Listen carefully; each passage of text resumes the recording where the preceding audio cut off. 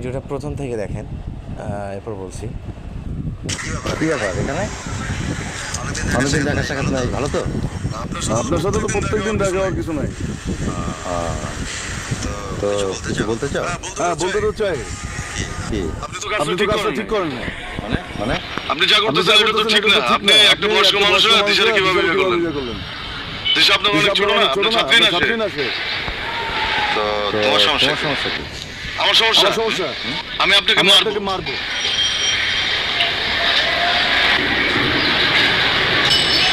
ঠিক আছে মারো। এখন মারবো না তো।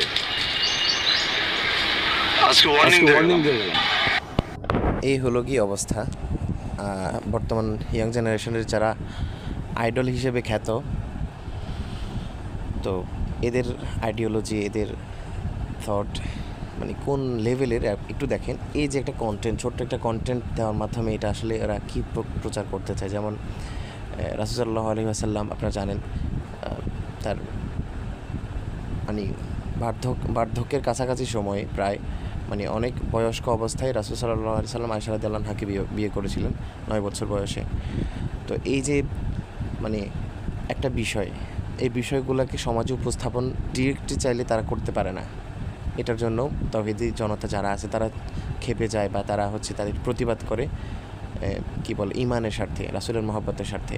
হ্যাঁ, এখানে তো রাসূল সাল্লাল্লাহু আলাইহি ওয়াসাল্লাম এটা করছেন, এই বিষয়ে তো কোনো সমস্যা বা কোনো বিষয় থাকার কথা না। কিন্তু তারা ইসলামিক যারা আইকন আছে, ইসলামের যারা দায়ী আছে, বিশেষ করে নবী রাসূল যারা আছে, বিশেষ করে আমাদের নবী মুহাম্মদ সাল্লাল্লাহু আলাইহি ওয়াসাল্লামকে তারা খারাপভাবে উপস্থাপন করার জন্য তার এক একটা আমলকে ধরে তারা সামাজিক বিষয়, সামাজিকতা এগুলোর মধ্যে জড়িত আছে। বিশেষ করে এগুলোর ক্ষেত্রে তারা ফোকাস করে এগুলোকে ধরে তারা মানুষের সামনে বিকৃতভাবে উপস্থাপন করে। যেমন এই একটা কন্টেন্টের মাধ্যমে আমাদের অডিয়েন্স হিসেবে, ভিউয়ার্স হিসেবে আমাদের মাথায় কি আসতে পারে যে কি বলে, ছোট হলে, বয়সে ছোট হলে বিয়ে করা যাবে না, মানে খুব ছোট হলে।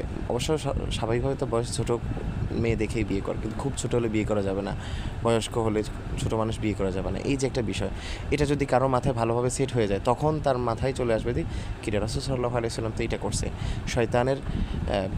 শয়তানের প্ররোচনায় তখন তার মাথায় রাসূলের ব্যাপারে একটা খারাপ চিন্তা আসতে পারে। তো এক্ষেত্রে আমাদের একটা বিষয় দুঃখজনক যে মানে আমরা ঠিকই আমাদের ইয়ং জেনারেশন যারা আছে তারা এইসব লোকদেরকে, এইসব শয়তানগুলোকে আমরা আইডল মনে করি। এদের এই যে বিশেষ করে এখন কিন্তু ব্যাচেলর পয়েন্ট সিজন 5 আসতেছে। হ্যাঁ, অনেকগুলো প্রোমো ভিডিও ইউটিউবের টাইমলাইন, ইউটিউবের ইয়ার মধ্যে দেখা যাচ্ছে যে প্রিপারিং। হ্যাঁ, তো আসলে এগুলোর